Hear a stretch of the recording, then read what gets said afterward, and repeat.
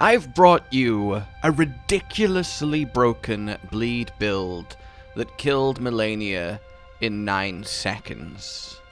I've brought you an even more ridiculously broken bleed build that killed Malenia in 7 seconds. That's surely unbeatable, right? Nihil!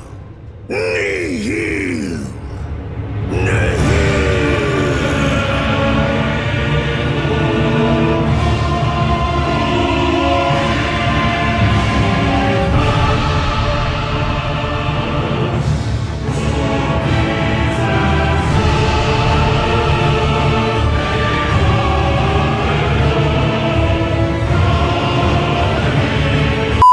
5 seconds. One single use of an Ash of War. All but one button press.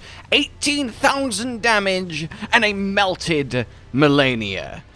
It shouldn't have been a surprise that the Lord of Blood builds would come from the Lord of Blood. The heal, baby. Yes, ladies and gentlemen, it's no secret that Mohgwyn's Sacred Spear is a powerful weapon. Of course it is. But I think it might just be a tiny little bit underestimated when it comes to just how powerful a weapon it is. And honestly, I'm all but confident to say it might actually be the objectively best weapon in the game, even above Rivers of Blood. And I know how extreme of a sentence that is. But again, I do not use this often. This build, this weapon, this damage is nutty cuckoo bananas. And I am going to show you just how much nutty cuckoo bananas it is. You see, this Nihil is quite the interesting Ash of War, because yes, it applies massive blood loss build-up, and the blood loss, of course, is a huge component to its damage. However, it's not the main component of the damage. What I think is easy to look past is that the actual ticks of damage that come from every single thrust up into the formless mother's bloody womb, yep, that's what's actually happening here, is massively potent. You get triple hits that scale up in damage as you go through the Ash of War, meaning that even if the enemy is completely immune to blood loss, like for example, I don't know, Radagon, they still get absolutely melted. Now, the damage type of this spear is fire. The AoE is fire damage, which means it is especially buffable. It also scales with your arcane stats and, of course, the level of the weapon. So, stat-wise, this is an easy thing to do. We have the minimum use for the spear, maximum arcane to the cap, and, of course, everything else where it needs to be to make it a more well-rounded build.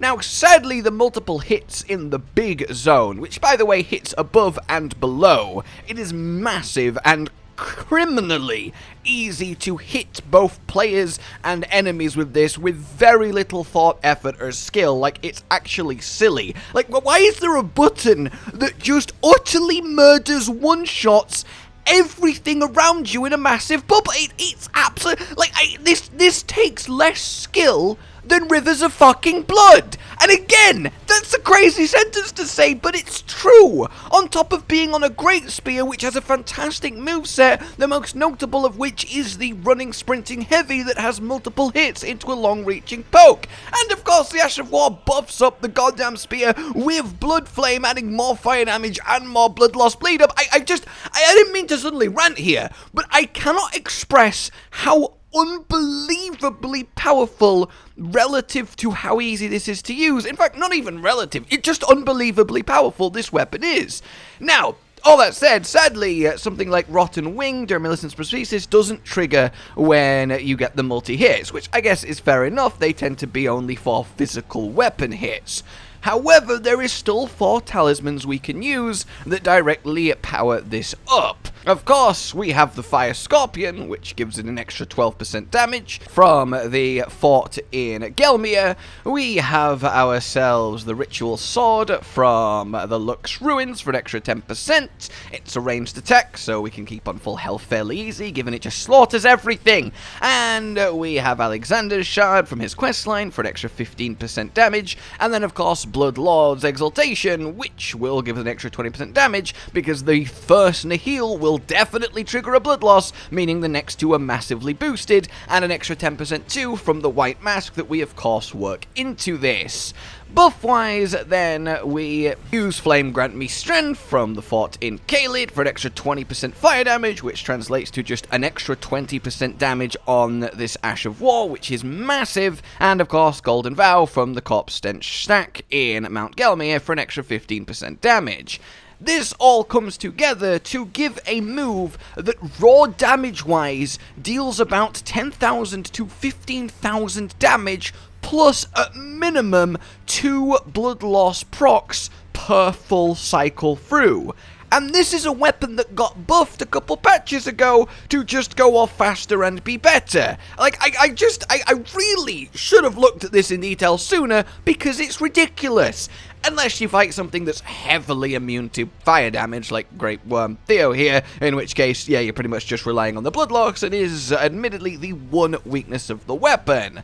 Or if you do what I did, like a dummy, and run out of FP in the middle of Elden Beast, and have to kind of slowly stab him to death while chasing him back and forth across the room. God, this fight is beautiful, but it probably is not the best design final boss ever. Why can't we use Torrent? In any case, the actual still spear stabs do a lot. I mean, even the fact it just covers it in blood flames, so when you stab someone, it counts as setting them on fire, which adds extra stagger, is hilarious. And in fact, the Nihil itself, the Blood Boon Ritual, has massive amounts of stagger with each of its hits on top of the blood loss stagger as well, and you can just combo lock bosses until they're oblivion, which really isn't that long because it takes seconds to kill everything, just as it takes seconds to kill everyone, because yes, this is a monster in PvP. You might think, oh, it's easy, you know, you see them charging it up and you just roll out of it, you know, it's got a huge tell, and yeah, you might be right, but on top of having a bit of hyper armor, the area is massive, and it takes one single wrong move, one wrong step, you get caught in just the first part of this 3-part Ash of War,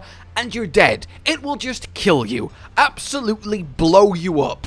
And it's hilarious. On top of it being, again, a great spear which has perfectly solid range damage and stabbing potential, so it's not like you need to rely on the Ash of War. And the fact that it's AoE makes it the perfect both invading tool and anti-gank tool you could ever want. It is just absolutely ludicrous how powerful this gets by simply stacking everything that increases fire damage, overall damage, and bleed damage in the game.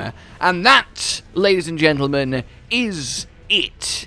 It is the best bleed build. The absolute pinnacle, the tippy top. It is... I mean, I know I've said this the last few times, but I don't think anything is going to kill Malenia in faster than 5 seconds at this point. That is ludicrous. Outside of, like, I don't know, like Giant's Crusher, super mega plus 7,000% damage, like one shot, which is possible, but in terms of just general put this weapon on and attack her with it, this is top tier amazing. So, yeah, I hope you have enjoyed this. I hope you are now rushing out to grab your Sacred Spear, which is obviously from the Remembrance of Mogh, in case you somehow didn't know that, and have fun obliterating literally everything.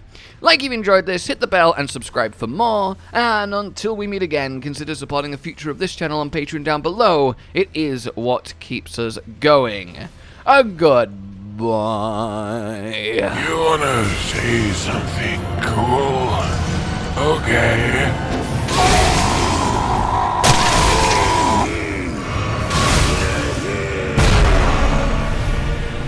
Try finger, butt, Josh, Cotton, and Hollow with the videos, dropping the humor like a hammer on your tippy toes, bringing entertainment on a daily arrangement to take our insanity and turn it into entertainment. Yes, I said entertainment twice, to reiterate that it is nice to look into your faces on a mostly daily basis when you let us in your homes to make the whole world a stage.